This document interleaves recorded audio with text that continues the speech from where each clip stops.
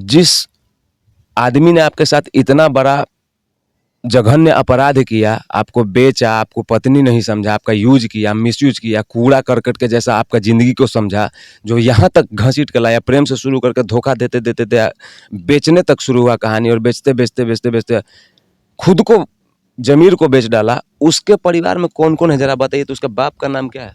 उनके पिताजी का नाम है जयशंकर चौबे, ठीक। और उनके बेटे का नाम है प्रमोद कुमार चौबे उर्फ सूरज मिश्रा। उनका पिताजी क्या करते हैं? वो प्रिंसिपल थे इसी नहोरा स्कूल में। प्रिंसिपल इसने औलाद के जन्म देता है? अब क्या पता, उनके पिताजी तो है नहीं, इस वक्त गुजर चुके हैं। चलिए कोई बात नहीं। और ये बताइए कि ये जो आपका मुख्य आरोपी जो आपके हस्बैंड थे, उनका नाम क्या? प्रमोद कुमार चौबे उर्फ सूरज मिश्रा। आज के डेट में आप ये भी बताइए हमको कि उनका 2 शादी है। जी हाँ, तो उनका पहला वाला से कितना संतान है? 3 संतान है उनसे। पहला वाला को अधिकार मिलेगा और ये बहन हमारा अधिकार के लिए इसे दर दर भटकेगी तो सरकार कुछ नहीं सुनेगी।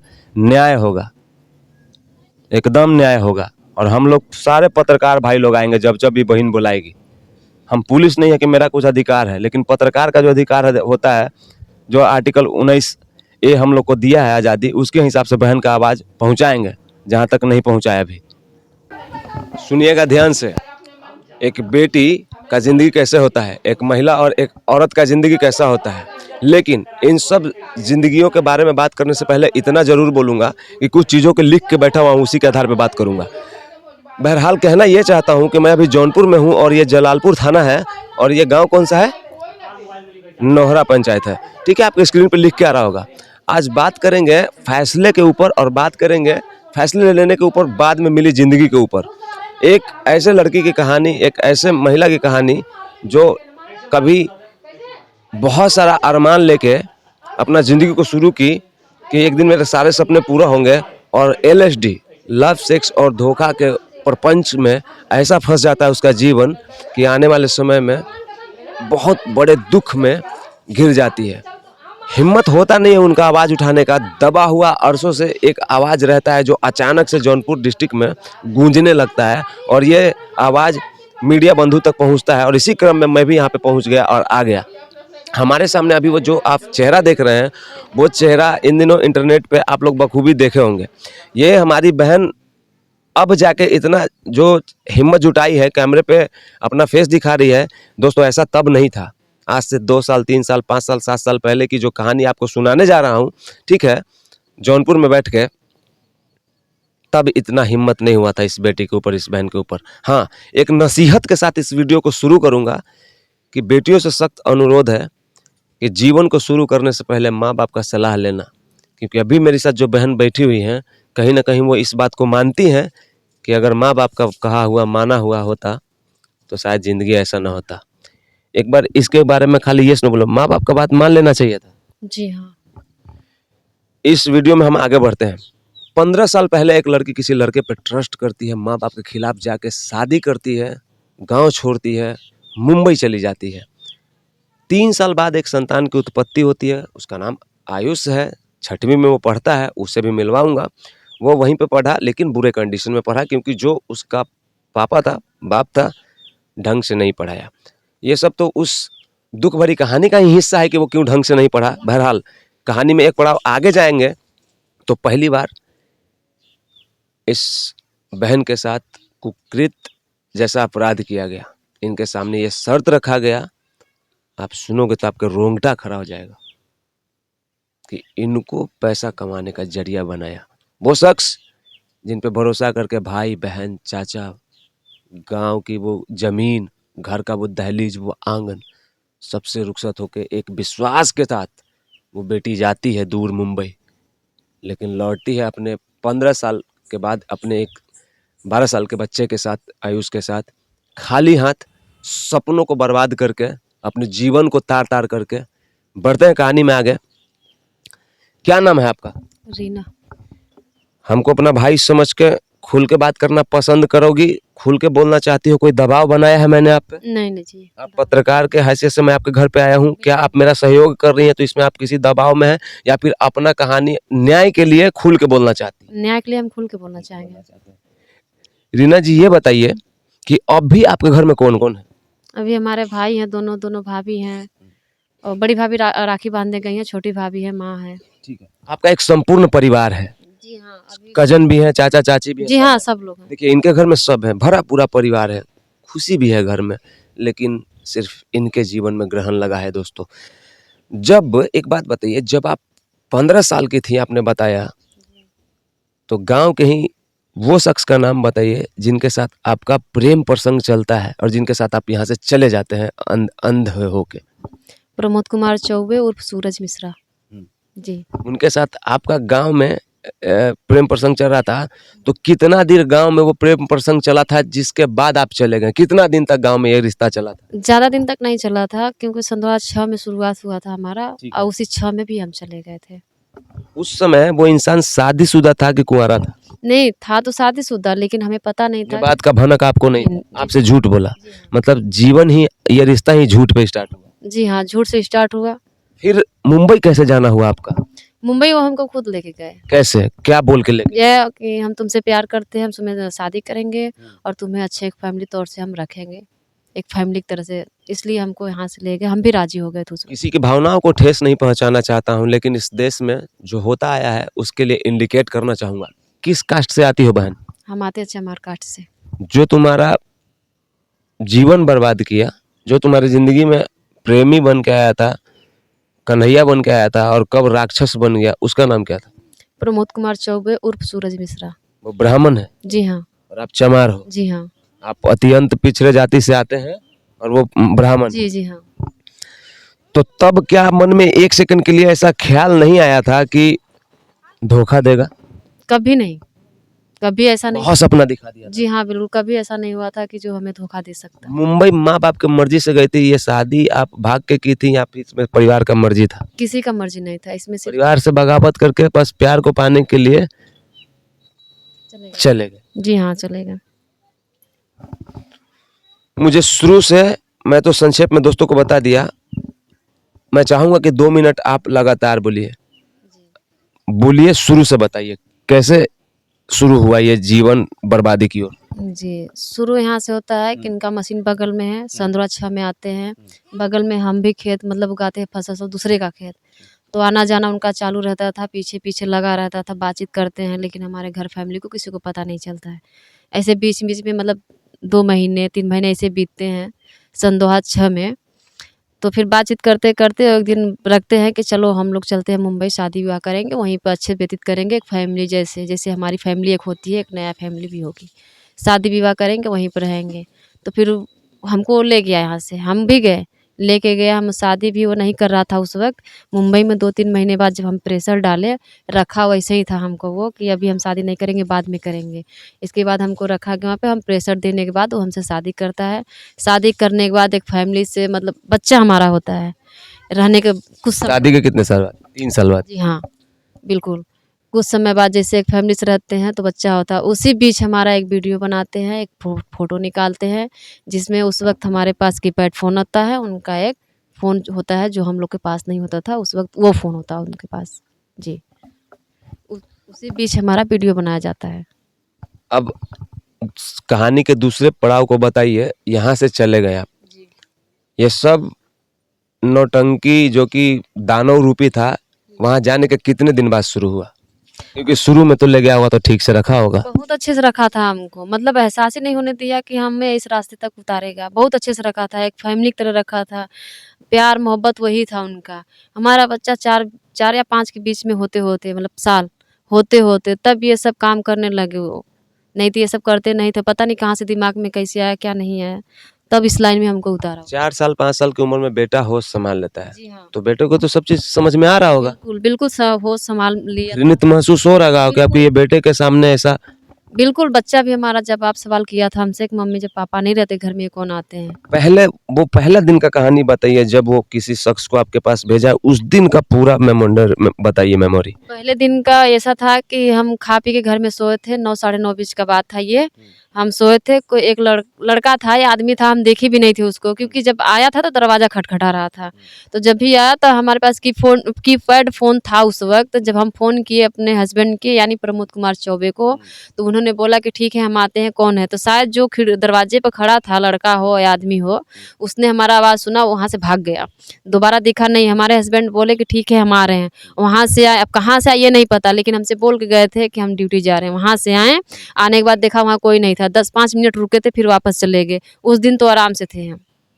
ये पहला दिन वाला घटना के पहले ही आपका वीडियो बना लिया था? नहीं, वो फैमिली का बीच का था, पहला दिन का नहीं था, वो फैमिली के बीच में था, जैसे एक फैमिली होती है। पहले दिन जो आए, ये बताइए कि वो आते हैं काम पर से, उसके बाद क्या होता है? आप क्या बोलती हैं उनको? वो आपको कैसे ट्रीट करते हैं? ऐसे ट्रीट जैसे एक फैमिली की तरह ट्रीट करते थे, जैसे कि हम उसको जानते नहीं, कि वो कौन आया कौन गया। हम बोले तो मतलब होगा कोई, ऐसे करके टाल दिया। फिर वो 10 मिनट बाद चले गए। फिर दूसरे दिन से वो खुद ही टाल दिए ये बोल के कि होगा कोई, हाँ, होगा। क्योंकि उन्हीं का भेजा हुआ आदमी था। बिल्कुल, ऐसे बोल के टाल दिए। फिर वो चले जाते हैं, ड्यूटी पे जाते हैं, कहाँ जाते हैं पता नहीं, लेकिन हाँ इतना बोल के जाते हैं कि हम नाइट ड्यूटी कर रहे हैं। लेकिन हमें पता नहीं था कि नाइट कर रहे हैं, अभी नहीं कर रहे हैं। इतना बोल के चले जाते हैं, फिर दूसरे दिन से आना चालू हो जाते हैं बंदे। पहला दिन आपका विरोध किस तरीके का था? किस तरीके से रोकने का प्रयास किया आपने? और ये बताइए कि आपने किस तरीके से रोकने का प्रयास किया? देखिए, जो पहला बंदा आया था, वो तो घर में आया नहीं था, क्योंकि हमारा आवाज़ सुनते ही वो बाहर से चला गया कि हम किसी को कॉल कर रहे हैं। जो दूसरा बंदा आता है, वो डायरेक्ट अंदर आता है, क्योंकि सुबह का मतलब दिन का समय होता है, हम बाहर काम कर रहे होते हैं, बच्चा हमारा छोटा रहता है, काम डायरेक्ट घर में घुस जाता है, क्योंकि उसको लोकेशन दिखाया हुआ रहता है कि वो घर है, वो लड़की है। क्योंकि यहाँ से बोल के जाते हैं, हम क्या जाने, हम तो अपने आप में काम कर रहे हैं ना। तो वो आता है डायरेक्ट घुस जाता है घर में। हम पूछते हैं कौन हो, कहाँ से हो, तो बताते हैं हमके किस लिए आए? बोलो कि तुमसे मिलना है हमको। हमके किस लिए मिलना, हमको जानते हो? तो बोलते हैं नहीं जानते तो नहीं, लेकिन जान जाएंगे, क्योंकि हम पैसे दिए हैं उनको। ऐसे बोला गया कि हम पैसे दिए हैं। तो हम बोले किसको पैसा दिया गया, लेकिन वो उस वक्त बताया नहीं। फिर आया, मारा पीटा, गाली गलौज किया, हमसे जोर जबरदस्ती किया, फिर चला गया। तो वही वीडियो था जो हम बोल रहे हैं, जो हमारे ऐसे हम बनाया था उसको। मतलब वो जो मतलब जो पहले दिन आया इंसान, जिस दिन आप विरोध किए और जो बोल रहा था कि आप हम ठीक है ठीक है, जो बोल रहा था कि पैसा आपको दिया गया है, कि नहीं जानते हैं तो आपको जान जाएंगे, मतलब आपको प्रताड़ित कर रहा था।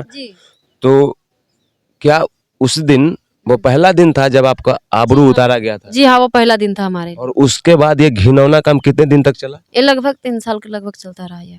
आपको समझ में आ रहा है?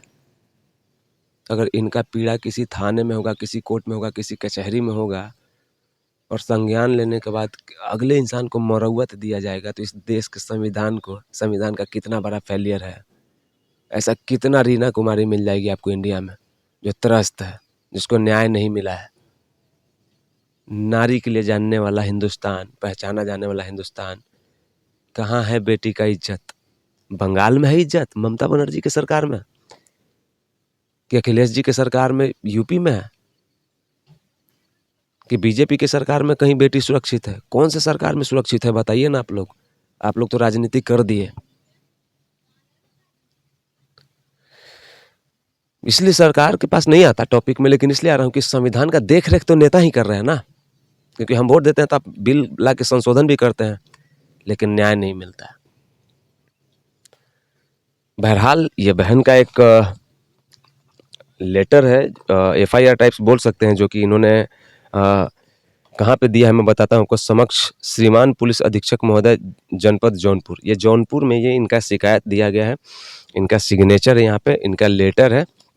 इन्होंने सारा समस्या लिख के दिया हुआ है, आपको अच्छे से आ जाएगा। आप देख सकते हो, स्क्रीन पे आ रहा होगा, ये तो लाइव है, अच्छे से आपको फिर से साइड में दिख भी रहा होगा।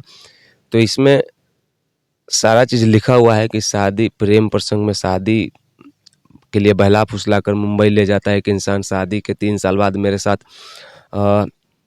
विध्वंस करता है, मेरे शरीर के साथ मेरा भरोसे का खून करता है, मेरा जिस्म का खून करता है, मेरा आबरू का खून करता है, मेरा दीन ईमान और पूजा का खून करता है। जो ट्रस्ट लेके आया था गांव से मुंबई में, वो सब का हनन होता है इस लड़की के साथ। तो ये देखिए, और ये भी इसमें लिखा हुआ है कि सज धज के लोगों के सामने परोसता रहा। पूरा तो मैं ये इकरारनामा और बयान पढ़ नहीं सकता हूँ, बहुत देर हो जाएगा। तो क्या रीना बहन ये भी था कि मतलब वो क्या बोलती थी कि मतलब कस्टमर के जैसा बन के रहो? जी हाँ, क्योंकि जब रूम पे भेजते थे तो हम नॉर्मली थे, और जब भी उनको कहीं बाहर ले जाना पड़ता है तो हमको बोलते थे तुम रेडी हो जाओ, कहीं जाना है हमको। लेकिन ये भी अच्छा, नहीं। घर के अलावा बाहर भी लेके जाते जी थे हाँ, जहाँ दूसरे के होटल में? जी हाँ, जहाँ-जहाँ उनका जान पहचान था, जिसको जिसको वो जानते थे, वहाँ-वहाँ लेके जाते थे हमको। और ये भैया इसी गांव का क्या, कौन सा गांव है ये जी? नहोरा। इसी गांव में नोहरा में बैठे हुए हैं चौबे जी, वो ब्राह्मण जी। पुलिस इतना कहानी सुनने के बाद उन पे एक्शन लेगी? एक न्यायिक प्रक्रिया से ये लोग भी फिलहाल गुजर रहे हैं। उम्मीद भी हम करते हैं कि पुलिस और प्रशासन इनका सपोर्ट करेगी। इनका जो खोया है, सम्मान तो नहीं मिल सकता है, लेकिन इनका अधिकार तो मिलना चाहिए। हाँ, उस इंसान का एक और शादी है, तो क्या इंडियन संविधान के, भारतीय संविधान के हिसाब से जो पहिलकी के बाल बच्चा को अधिकार दे रहा है, रीना जी को मिलेगा? ये तमाम सारा सवाल है। वीडियो में एक कदम और आगे बढ़ते हैं। बहन ये बताओ, कब तुमको लगा कि अब बम्बई हमको छोड़ना है, बेटा को लेके जाना है यहाँ से? नहीं तो हमको लग ही नहीं रहा था कि हम मुंबई छोड़ पाएँगे। जकड़ लिया था? जी, हमको नहीं लग रहा था। ये होटल वाला कहानी के बाद से तुम जितना खुद से बोल सकती हो बोलो, क्या हुआ उसके आगे? तो उस वक़्त हमको नहीं लग रहा था कि हम मुंबई छोड़ पाएँगे। तो जब दूसरा बंदा आया था हमारे यहाँ, तो उस वक़्त जब वो चला गया हमको मार-पीट के, तो वही बच्चा उठाया था आवाज़ कि मम्मी ये तो पापा नहीं है, पापा रहते नहीं तो कौन आते-जाते, कौन मारते-पीटते, गाली-गलौज करते हैं।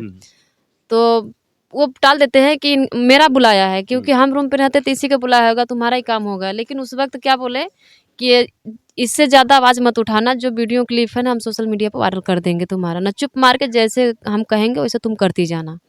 इसके बाद बच्चे भी बोलते हैं पापा, पापा ऐसे करके जाता है, तो बोलता है कि पापा ये कौन है? बोलता है कोई नहीं बेटा, बात करके टाल देते हैं ऐसे, चॉकलेट बिस्कुट देते हैं, बहलाते-फुसलाते उसको, तो फिर उसको घुमाने के बहाने ले जाते हैं, उसको भी गायब कर देते हैं।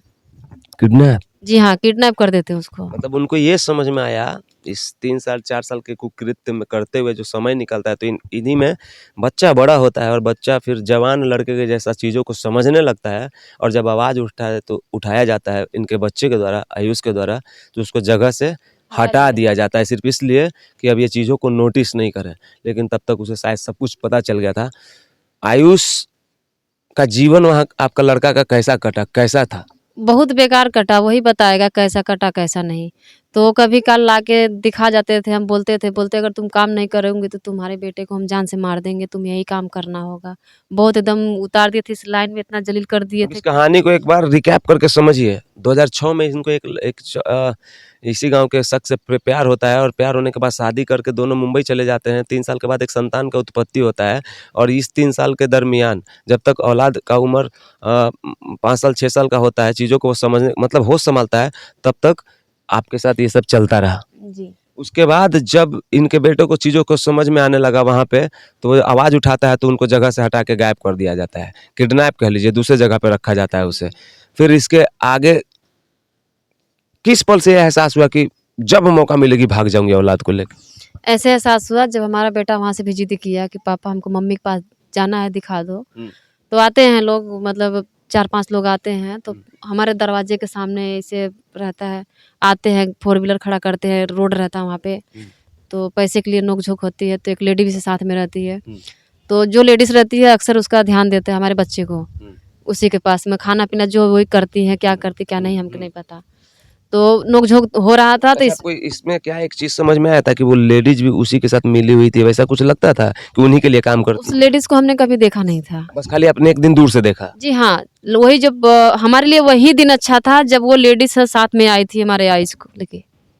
वही दिन हमारे लिए अच्छा दिन था कि वो लेके आई, और भगवान उस दिन हमारा सुना, कहाँ से सुना, कैसे सुना, हमारे लिए अच्छा दिन था वो, जो हमारे बच्चे को लेके आई। पैसे के लिए एक नोक-झोंक हुई, हम खिड़की से देखे, हमें चांस मिला। और मुंबई में आप लोग एक ही जगह पे रह रहे थे कि आपका डेरा बदलता था? नहीं, डेरा हमारा नहीं बदलता था कि मुंबई में कहाँ थे आप? बोईसर में रहते थे। बोईसर में कहाँ बताइए? बोईसर में कलौड़ा गाँव। ये 3 साल तक चला, ठीक है? जी। आपका लड़का भी समझने लगा चीज़ों का, तो वहाँ से अपने औलाद के साथ, तो जैसे कहने का मतलब कि आयुष को लेके भागी, या फिर आप लोग लौटे सकुशल, फिर मुंबई में रहना हुआ, कहाँ हुआ, क्या हुआ? सकुशल नहीं लौटे, हम आयुष को लेके भागे वहाँ से। उस वक़्त हमारे पैसे थे नहीं थे, ना भाड़ा किराया था, ना टिकट नहीं थे। फिर कहाँ रहने लगे वहाँ से भागने? वहाँ से डायरेक्ट आए, देखिए जंक्शन आए हैं, वहाँ जंघई जंक्शन, वहाँ से हमारी फ्रेंड थी जौनपुर में। मतलब मुंबई से आप जंघई जंक्शन जौनपुर आई, वहाँ पे आपकी एक फ्रेंड थी? जी, फ्रेंड हमारे नईगंज में रहती हैं। अच्छा, ठीक है। तो फिर वहाँ से हम घर देखे थे उनका, फिर वहाँ से भाग के हम आए, तो फ्रेंड अपने घर पे रखी थी। फिर प्रमोद चौबे को पता लगा कि हम वहाँ पे थे, क्योंकि अपने फ्रेंड के साथ काहे कि सिटी में रहती है ठीक है, हमेशा। ठीक, उनको आपको हाँ। पता चल जाता है जी उनके, हाँ, हाँ। पता लग जाता है, आना-जाना चालू रहता है, तो मतलब हमको खुद रूम लेके वहाँ पे भी रखे थे हमको।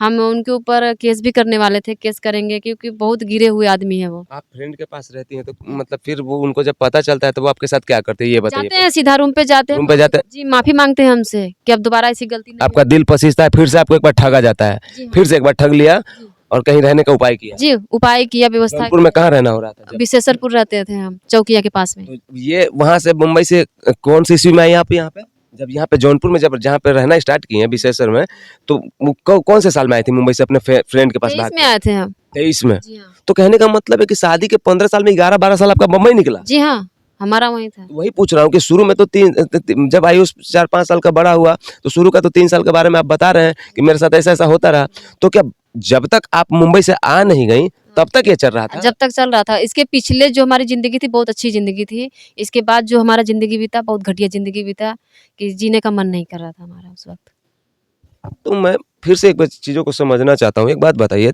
3 साल तक तो वो तो हुआ जी। शादी के 3 साल के बाद से ना ये सब शुरू हुआ आपने ये बताया ऐसा ही बताया ना जी हाँ। तो ये 3 साल के बाद तो 6 में आप गए थे तो 6-3-9 हो गया मतलब आप 10 तक आ गए ऐसे मान लीजिए तो क्या 10 से लेके 24 तक भी ये सब चला नहीं, 24 तक नहीं चला, बहुत अच्छी फैमिली चली हमारी। जब उनको पैसे की आवश्यकता लगी, जब लगा कि हमारे पास पैसे नहीं हैं, तब ये सब कदम उठाए हमको, ये सब करने के लिए। तब एक फैमिली के तौर से हम लोग रहते थे, अच्छे से थे हम लोग। किसी को पता नहीं चलता था कि हम लोग मतलब प्रेम से मतलब भाग के शादी किए हैं या कैसे फैमिली की मर्ज़ी तो से ये तो शादी किए 6 से 9 तक की बात कह रहे हो आप जी हाँ, बीच में जब उनको पैसे की आवश्यकता लगी तब हम बोल रहे हैं। डेट अच्छा हमको हाँ, अच्छा डेट नहीं पता मतलब 24 2000 हाँ, मतलब उधर 3 साल लगातार करवाते उधर रहे। 3 साल करवाया और फिर बीच बीच में ऐसे ही उनका आदत था तो चलता रहा था बीच में घर-घर पे। तो दोस्तों कहानी ऐसा है कि शुरू का 3 साल रेगुलर इनके साथ मतलब इनके आबरू को नोचा खसोटा गया इनको बेचा गया और बाद में भी ये चीज नॉर्मल से रहने लगे इनका जिंदगी थोड़ा सा सुधरा थोड़ा सा है इनके रिक्वेस्ट पे मतलब थोड़ा सा नॉर्मल लाइफ हुआ लेकिन इसके दरमियान भी 2010 से लेकर 2024 तक जब जब उनको पैसे का जरूरत था तब तक इनको बेचे यही कहना चाहते हाँ जी, वो लगातार जब उनको आवश्यकता लगा देखिए, आपको हम साफ बता दे रहे हैं, आप समझ नहीं पा रहे हैं। जब हमारा बच्चा 5 साल का हुआ, जब ये सब कभी-कभी काम घर में करते थे, कभी बुलाते थे, कभी नहीं बुलाते थे, जैसे आते-जाते थे लोग, तब से स्टार्टिंग उनका हुआ, तब से 3 साल कंटिन्यू हमसे ये काम कराते रहे, ठीक है? तो वहाँ से जब हमको टाइम मिला 3 साल के बीच में, तब हम अपना बच्चा लेके भाग के आए हैं। फिर हम जौनपुर में आए हैं, जौनपुर में भी हम रहे उनके साथ में। फिर वहाँ वाद-विवाद यहाँ उठता है जब अपने हक की बात आती है। तो यहाँ पे जौनपुर में भी आप लोग अच्छा से रहे बिल्कुल अच्छे से रखे थे क्योंकि हमसे माफ़ी भी माँगे थे, हम तो केस करने जा रहे थे उनके खिलाफ। तो माफ़ी माँगे, गिड़गिड़ाने लगे पैर पे कि अब ऐसी गलती नहीं होगी हमसे। बोलते रहिए जौनपुर का जी कहानी हाँ। पूरा बताइए हम मेरा कुछ बोले हुए बोलिए हाँ जी, तो माफ़ी जी, माफ़ी आगे माँगे, गिड़गिड़ाए, इसके बाद रूम दिलवाए, राशन पताई हर चीज़ रखे, अच्छे से रहे। तो बात यहाँ उठती है कि जब उनसे हम माँगते हैं कि हमारा बेटा इतना बड़ा हो गया, उनको हक चाहिए भाई, घर-द्वार चाहिए। हम भाड़े के रूम पे भागे-भागे फिरे रहते हैं, कितना दिन भागे-भागे फिरे रहेंगे? हमको चाहिए, घर-द्वार चाहिए, उसका हक चाहिए। तब वहाँ से बात बिगड़ती है कि हम तुम्हें नहीं जानते हैं, तुम कौन हो और वो कौन है? ये सीधा नकार दिया कि ये बच्चा हमारा नहीं है, तुम हमारी नहीं हो। तब जाके आपने आवाज उठाया बिल्कुल, हम तब जाके आवाज़ उठाए। मतलब एक पतिव्रता नारी है ये और चीज़ों को बर्दाश्त करके सब चीज़ों को ढक दिया तोप दिया कि घर का इज्जत घर में रहे किसी का मतलब पति का भी इज्जत बचाने का बहुत कोशिश किया सब कुछ को खुद घूट पी लिया जहर पी लिया सब कुछ को बचाया लेकिन बात तब सामने आया जब अन्याय अपने चरम सीमा को पा गया जैसे कि इनको सब चीज़ से वंचित रखा गया यही कहना चाहते हैं जी हाँ, जब जैसे उनको लगा ना कि जैसे कि हम शायद अपना हक माँगेंगे, तो धीरे-धीरे प्रूफ़ मिटाता गया, मिटाता गया। जब मिट गया पूरी तरह से ना, तो उसको क्या लगा कि अब हम पहचानने से इनकार कर देंगे कर दिया। ने बता दिया कि यहाँ पे फिर चीज़ों को सब कुछ हुआ आपके दोस्त के घर पे ये जाते हैं आपको ले आने माफ़ी मांग लेते हैं लाइफ फिर से नॉर्मल चलने लगता है तो यहाँ पे कितना साल तक नॉर्मल चला लाइफ ज़्यादा दिन नहीं, जब आती वही बात कि जगह ज़मीन की तब ताक-झाक, नोक-झोंक, लड़ाई-झगड़ा, फिर प्रूफ़ मिटाना सब। प्रूफ़ मिटा देते हैं, तब पहचानने से इनकार कर देते हैं कि वो बच्चा हमारा नहीं है, तुम हमारी नहीं हो। आपका डॉक्यूमेंट उनके नाम का सब साथ में है क्या-क्या डॉक्यूमेंट है जो देखिए, उनके नाम से जुड़ा जी हुआ है? हाँ, उनके नाम से ओरिजिनल नाम तो नहीं दिए हैं, इस पे दिए हैं सूरज मिश्रा करके दिए हैं और जो इनका रियल नाम है यहाँ का जौनपुर के आधार कार्ड में? जी, जौनपुर का है, यहाँ का एड्रेस डाला है पर मुंबई से बनवाया गया है मेरा। मुंबई से बनवाया है तो उसमें क्या सब कुछ रियल डाला हुआ है? नहीं, रियल तो मेरा नाम है ना, लेकिन डुप्लीकेट उसका नाम है, सूरज मिश्रा करके, उसका नाम प्रमोद कुमार चौबे है। देखिए, सब कुछ एक साजिश की तरह होता है तभी तो पाप होता है। अपना नाम भी बदला, पहचान भी बदला। इनके नज़र में भले नहीं बदला होगा, प्यार किया होगा तो, लेकिन दुनिया से बचने के लिए तो कुछ ना कुछ हथकंडा अपनाए हैं। चलिए एक बात बताइए, अब क्या रह जाता है? अब तो सब कुछ बिखर गया, तीतर-बीतर हो गया। जी। अब क्या चाहते हैं जीवन में? हालाँकि ये सवाल बहुत गंदे जुबान से मैं पूछ रहा हूँ कि अब क्या चाहिए जिसका दुनिया ही लुट गया हो, लेकिन फिर भी अंतिम उम्मीद क्या है? अंतिम उम्मीद हमारा ये है, हमारे बच्चों को न्याय मिलना चाहिए। भाई उनका जाँच होना चाहिए हर जगह से, डीएम, एसडीएम, पीएम जो भी है, आदित्यनाथ योगी जो हैं। मतलब आप ये कहना जी। चाहते हैं कि संवैधानिक रूप से आप हाँ, उनकी न्याय पत्नी मिलना चाहिए, हैं, बिल्कुल तो है। आपको राइट मिलना चाहिए। बिल्कुल राइट मिलना चाहिए, क्योंकि हमें पता है ना कि वो आज इनकार कर रहे हैं कि हमारा बच्चा नहीं है, लेकिन हमें अच्छी तरह से पता है कि उसी का बच्चा है। आज बोलते हैं, हमको धमकी भी मिली थी, मालूम है, केराकत गए थे, तो सीधा बोल रहे हैं खुल के कि हमारा कोई कुछ उखाड़ नहीं पाएगा, हम हमारा कुछ कर ही नहीं पाएगा, अपना केस बयान वापस ले लो, हम जान से मार देंगे। मुंबई में थे तो हमारे जौनपुर में कीरा कहते कोई जगह है, वहाँ पे किराकत हाँ, तो वहाँ पे जैसे धमकी मिला था। जी हाँ, अपना बयान देने गए थे तो वहाँ भी बोलते हैं। कीराकत में ही जी अब हाँ, कोर्ट, वहाँ का कोर्ट है। हाँ, तो आप लेते हैं। वहाँ गए थे तो बोलते हैं हमारा कोई कुछ ये उखाड़ ही नहीं। धमकी वाला कितना दिन पहले का बात? अभी ज़्यादा दिन नहीं हुआ, अभी हुआ होगा। यही वाला प्रक्रिया में, हाँ, इसी वाले धमकी में। मिला। जी, इसी वाले समझ में। गया मैं। बोलते हैं बस बेबसी तो नहीं बोलेंगे। देखिए, ये रिलेशनशिप भरोसे से शुरू हुआ, भरोसे पे कुछ दिन तक चलता है, फिर बेबसी बन जाता है, बेबसी फिर मातम बन जाता है। मातम बन के एक माँ को, एक बेटी को हमेशा ये डसता रहता है। अपने औलाद के साथ एक हद तक जंग लड़ी, और अब जब अलगाव हो गया है सामने वाले शख्स से, जिन्होंने इनको बर्बाद किया, प्रमोद चौबे ने, उनके खिलाफ इनका एक न्यायिक प्रक्रिया चल रहा है, एक लड़ाई चल रहा है आत्मसम्मान का। बहुत कुछ खोने के बाद भी इनको शायद एक उम्मीद बचा हुआ है कि मेरे बच्चों को और मुझे न्याय मिले। मैं चाहूँगा कि अगर किसी भी अधिकारी के पास ये वीडियो जाता है तो इस पे विचार कीजिएगा और इनके दरवाजे तक ज़रूर आइएगा। अगर एक पत्रकार इस मामले को उठाने के लिए किसी के दहलीज पर आ सकता है, तो एक अधिकारी जिसके पास बहुत सारा पावर हो सकता है, वो क्या ही नहीं कर सकता है। जो पीड़िता रीना जी का आप इंटरव्यू देखें, रीना बहन का, उनका ये लड़का है, और कोई लड़का किसी चीज़ को बना के नहीं बोलता है, बच्चा भगवान का रूप होता है। अब बताइए, न्यायिक प्रक्रिया में जो लोग जो चौथा स्तंभ हम लोग हैं, जो अपना योगदान दे रहे हैं, दायित्व का पूर्ति कर रहे हैं, जो हमारा फर्ज बनता है, तो उसमें ये तो जानना पड़ेगा बॉस कि इस बच्चे ने क्या देखा था और इसके इस ऊपर क्या असर पड़ा था, क्या हुआ था। बेटा एक बात बताओ, वहाँ तुम जब आवाज़ उठाए, क्या देख के आवाज़ उठाए? क्या देखा वहाँ पे जो तुमको सबसे ज़्यादा मतलब विस्मित कर गया? मेरी मम्मी के साथ सब गलत कर रहे थे इस बात पे। हाँ, इसको बताओ तो जरा, क्या क्या तुम देखा बेटा? क्या क्या कुछ चल रहा था वहाँ पे मुंबई में? ये तो हम नहीं जानते हैं। जैसे पापा काम पे जाते थे, तो जैसे लोग आते थे तो आपको पता चलता था ना? हाँ, पता ये चल कंप्लेन आपने किया, ये कब आपको एहसास हुआ? कब का बात है ये?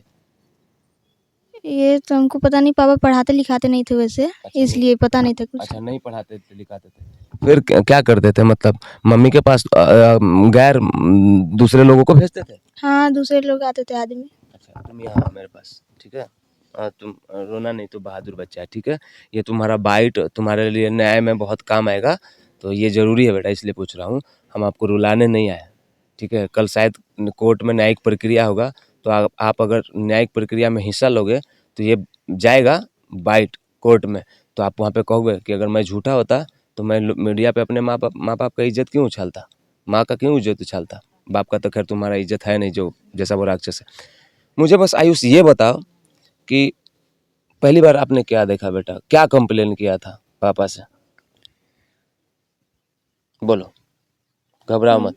पापा से ही कंप्लेन किया था ना कि पापा आप चले जाते हैं तो लोग आते हैं, ऐसा कुछ बोला था ना पापा से आपने? हाँ। क्या कहा था, क्या बोला था? उनको खुल के बोलो बेटा, जो जो तुम्हें नहीं पसंद था, जो तुम आवाज़ उठाए थे, वो चीज़ बोलो बेटा, बस वही वही बता दो खाली, बस और कुछ नहीं पूछना है, बस खाली वो बताओ। तुमने अब अपना आवाज़ कैसे उठाया था? तुमने अपने बातों को कैसे रखा था गार्जियन के सामने? यही पापा से बोलते थे, दूसरे आदमी आते थे हाँ, मम्मी को मारते पीटते थे, हमको भी मारते पीटते थे। दूसरे आदमी लोग तुम्हें भी मारते थे? हाँ। तुम्हें मारते थे वो? चीज़ों को समझिए। इस बच्चे से मैं बात करने की स्थिति में नहीं हूँ। मैं ऐसा यूट्यूबर नहीं हूँ कि इसे ये बोलना ना चाहे और मैं इसको 10 मिनट बुलवाऊँगा, नहीं, ये पाप मेरे से नहीं होगा। बस इसको कैमरे पे लाना चाहते थे और कहानी के अंदर तक जाना चाहते थे। बताइए कितना अन्याय हुआ है। तो वो तुम्हें मारते थे, मम्मी को मारते थे, तो तुमने पापा से कितने बार कहा कि पापा ऐसे-ऐसे हो रहा है घर में, बहादुर बनो, ठीक है? बोलो। बोले तो 2-3 बार, तो मुझे अलग कर दिए थे वहाँ से। वहाँ से हटा के कहाँ कर दिया आपको? नहीं पता, किसी बम्बई में सुनसान जगह पे। वहाँ रखते थे? खाना देते थे तुमको वो? हाँ, खाना देते थे। पढ़ने के लिए भेजते थे? नहीं। मतलब जो तुम्हारी जहाँ मम्मी रहती थी वहाँ से हटा दिया? हाँ। और फिर मम्मी के साथ कैसे मुलाकात होता है फिर अचानक से, और फिर कैसे मम्मी के साथ आ गए? मम्मी तुमको कैसे लेकर भागी, इसको संक्षेप में बता दो। आ रहे थे 4 व्हीलर में मम्मी से मिलने, पापा लाए थे मिलाने के लिए। हाँ तो मम्मी खिड़की में देख रही थी, मैं भी मम्मी को देखा था। हाँ, नहीं रोते बेटा। हाँ तो इशारा किया तो मम्मी आई थी। हाँ, तो वहीं से छुप के भागे। हाँ, चुप के भागे थे। बाकी इनकी माँ ने आपको बताया है। इतना दर्द है, जिस उम्र में बचपन में इंसान हंसते हंसते नहीं थकता है, सोचिए कि दर्द कितना ज्यादा है कि बस उस घटना को याद करके 2 सेकंड में ये बच्चा रोने लगता है। अब क्या बोलेंगे? हाँ, इतना जरूर बोलूँगा, दुनिया के किसी भी कोने में रहूँगा, बहुत यूट्यूबर आते हैं, बहुत पत्रकार लोग आते हैं, मैं इतना वीडियो में बोल के जा रहा हूँ कि मेरा स्वास्थ्य ठीक रहा, अगर इसी हाल में मैं अगर 10 साल बाद भी रहा तो मैं आयुष को आगे पढ़ाऊँगा, ये मैं कैमरे पे वादा करके जा रहा हूँ, ठीक है? तो बहुत पीड़ा वाला यह स्टोरी है, क्या ही बोलेंगे। चलिए मिलते हैं कहीं और, क्या बोलेंगे, रोता हुआ वीडियो क्यों देखेंगे आप? जय हिंद।